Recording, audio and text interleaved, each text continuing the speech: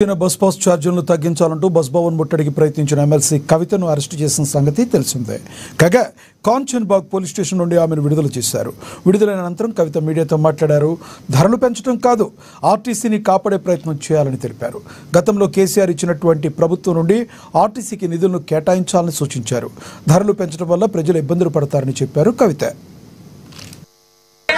ఆదాయ మార్గాలను పెంచుతామని చెప్పి, ఉద్యోగాలు ఇస్తామని చెప్పి, అనేక కళ్ళబొల్లి మాటలు చెప్పి అధికారంలోకి వచ్చి 18 నెలలైనా కూడా ఆ కార్యక్రమాలు ఏం చేయకుండా కేవలం ఇప్పుడు మళ్ళీ సామాన్య ప్రజల మీద భారం వేస్తూ ధరలు పెంచడాన్ని మేము చాలా తీవ్రంగా ఖండిస్తా ఉన్నాం. ఇవాళ అందుకోసమే బస్ భవన్ దగ్గర ధర్నా చేయడం జరిగింది. ధర్నా చేసిన ప్రతిసారి మమ్మల్ని అరెస్ట్ చేయడం కాదు, ఈ ప్రభుత్వానికి, ముఖ్యమంత్రి గారికి మేము డిమాండ్ చేస్తా ఉన్నాం. మీరు ప్రజల ఆదాయ మార్గాల్ని పెంచండి, ఆర్టీసీని కాపాడేటటువంటి ప్రయత్నం చేయండి. ఇంతకు ముందు కేసీఆర్ గారు ఆర్టీసీకి ఎట్లయితే ప్రభుత్వం నుంచి నిధులు ఇచ్చి కాపాడిందో అట్లా చేయండి. తప్పితే మీరు సామాన్య ప్రజల మీద భారం వేసి ఆర్టీసీకి ఆదాయాన్ని పెంచేటటువంటి కార్యక్రమాలు చేయడం శుద్ధ దండగా. దీనివల్ల ఆర్టీసీకి లాభం లేదు, ప్రజల మీద భారం పడుతుంది, ఇబ్బంది పడతారు.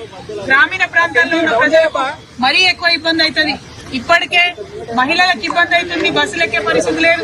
మగవాళ్ళు టికెట్ కొనుక్కున్నా కూడా నిలబడే పరిస్థితి లేదు, కూర్చునే పరిస్థితి లేదు, నిలబడే ప్రయాణం చేయాల్సినటువంటి పరిస్థితి ఉంది.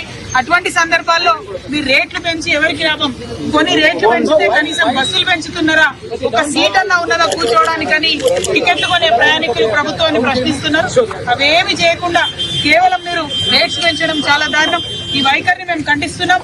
మీ రేట్లు తగ్గేంత వరకు కూడా మేము ఉద్యమిస్తామని సందర్భంగా